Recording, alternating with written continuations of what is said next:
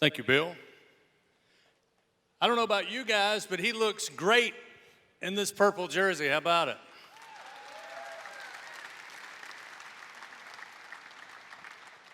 Coach, first off, let me be the millionth person to congratulate you. We are pleased to have you here, excited to have you here. The question I was thinking about, there's a couple that I came up with, and then we're going to get to some that the fans submitted. I know you're used to the heat. How's the last couple of days been with the humidity? Wouldn't have it any other way. Honestly, coming out here, at least once or twice a summer to Atlanta to recruit, I was one of the guys that actually welcomed that. It's something different. You embrace it, and it gives us a little bit of an advantage here. So I'm all about the humidity, as crazy as that might sound. We all got to listen to you talk in the opening comments of your press conference, and it stuck out to me over the weekend that you had the opportunity to get introduced to this incredible facility, the entire baseball facility, and you got it with a personal tour from Coach Paul Mainieri. Now, first off, it shows, once again, the class of Coach Mainieri, but secondly, as a coach coming in here, how beneficial was that for him to be able to take you through the hallways, through the doors, and tell you how it actually is to operate here?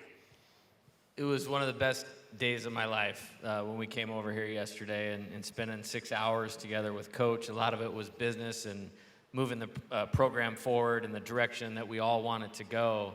And for the first few minutes, it was more of like amazement of, look at this beautiful ballpark. Look at that scoreboard out there. Look at this seating, and then just having a chance to envision all of you guys out here in the middle of a one-run game where we're trying to get over the hump. We're trying to get out of that jam when we have a couple guys on base.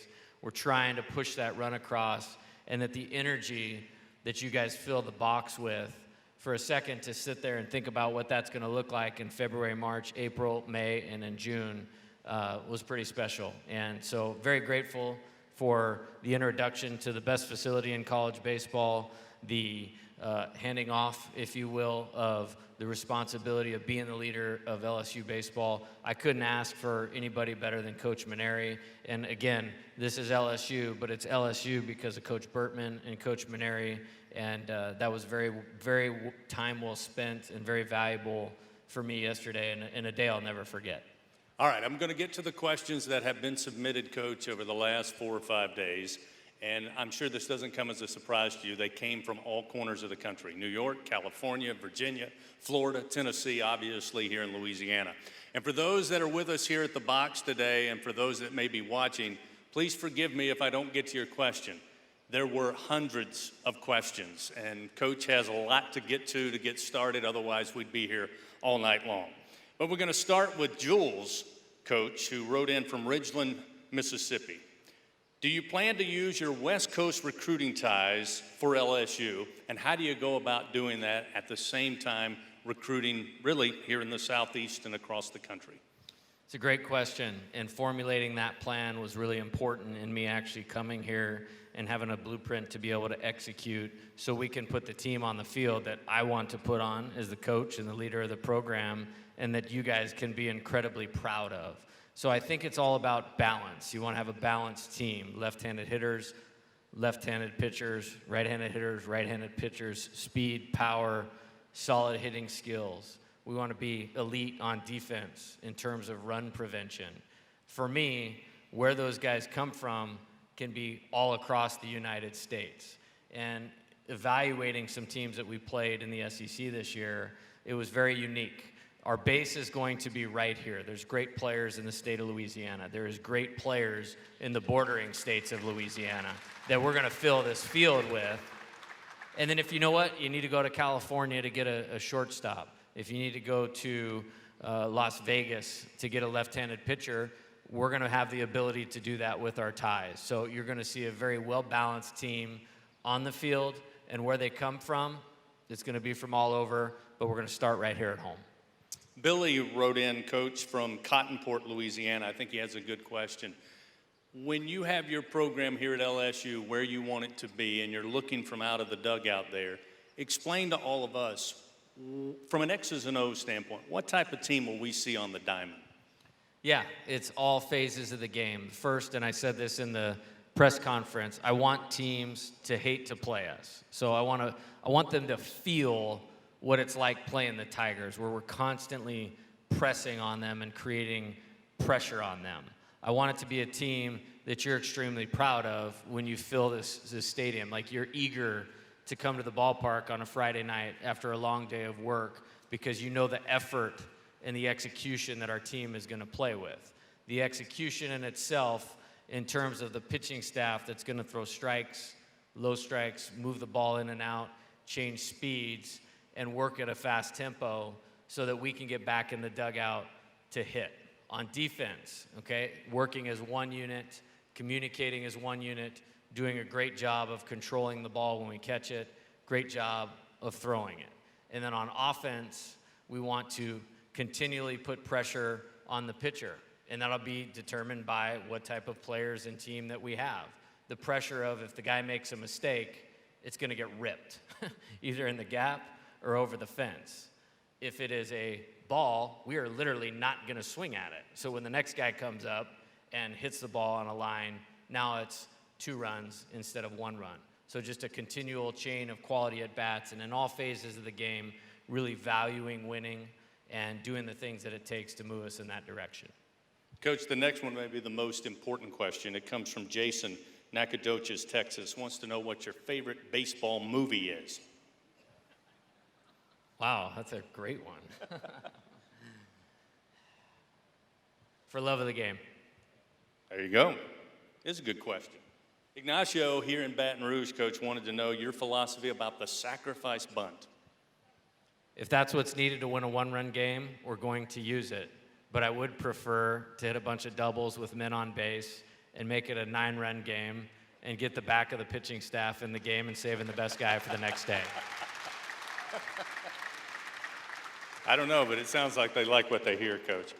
Paul from Broussard, Louisiana, wrote over the weekend, do you believe in the infield shift for defense, or will you play a standard defense?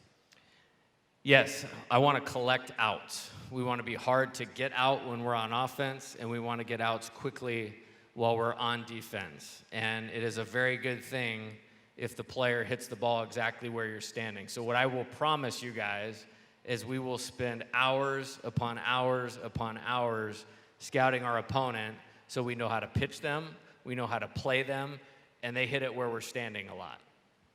Randy in Gretna wrote in, Coach, that he's impressed with 2 stats under your coaching, slugging percentage and walks. How do you make a lineup of already talented players, young players, get better in those 2 categories? Great question. It is a buy-in thing first. It's a very deliberate approach to mechanics, to vision, to being as complete a hitter as you possibly can. For me, it starts with strike zone discipline. If you don't swing at balls, you're not going to get yourself out as much. And then if you're shrinking the strike zone to swinging at the best pitch of the at-bat, that gives you the best chance to hit the ball hard and far with authority. So it's a combination of really teaching strike zone discipline, teaching timing, and then teaching them a swing that when they do swing, you can do a lot of damage and create runs. Jim from Katy, Texas, you mentioned during your press conference the great players that have come through this program, and we are lucky here that on most weekends we get to see a lot of them walking the concourse, sitting in the seats, and we see them here in Baton Rouge very often. Jim wanted to know, how do you keep and make sure that those former players are still involved from a mentoring standpoint for the younger players you'll bring in year after year?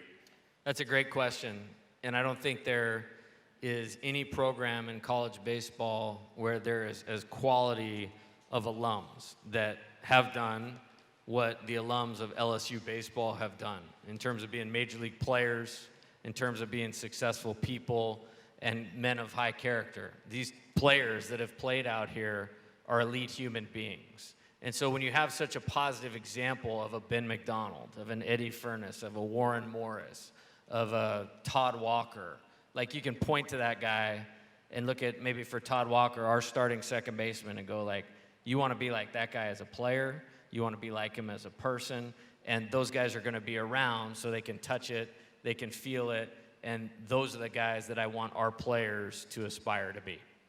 Kevin from Destrehan wrote in, Major League Baseball coach seems to be moving to more home runs with more strikeouts. Do you see that style coming into college baseball in the next few years, or do you think a more balanced hitting approach at the plate will stay more important, and which do you prefer? I prefer the home runs, and I prefer the strikeouts to be low. So I'm very hard to please in that regard. So if we were to sum it up, what we want to do is we want to have elite strike zone discipline, we want to crush mistakes, and we want to be absolute warriors with 2 strikes. And if you do all of those things, you make it very difficult on the opposing pitcher. You get him out of the game and get into what we call the underbelly of the team, which is the bullpen, and then you can really start to create separation, take pressure off of your pitching and defense, and then create wins, which can help you for the next day as well. All right, last question I have for you, and it's probably perfect since you're donning this beautiful LSU baseball jersey. We had a number of fans and supporters write in over the weekend wanting to get your philosophy on uniforms. It's very important. I know that the players it's important to, but I imagine to the coaches as well. Certainly here at LSU, the uniforms mean quite a bit. What's your overall philosophy, and have you given any thought to what LSU will be like moving forward? You guys like what you see in terms of the uniforms? That's exactly what you're going to get. There's a lot of important baseball games that have been worn in this very simple uniform, and this program has an identity that is very clear when you put on a purple jersey, when you put on a gold jersey, when you put on the all-white jersey. So what you've seen is what you're going to get, because the tradition of this program is special. Coach, again, congratulations. Welcome to you and your family. And I can tell you, I speak for all these people and everybody watching and listening today. We cannot wait to see the product you're going to put on this field come 2022. Congratulations. Thank you very much. Go Tigers.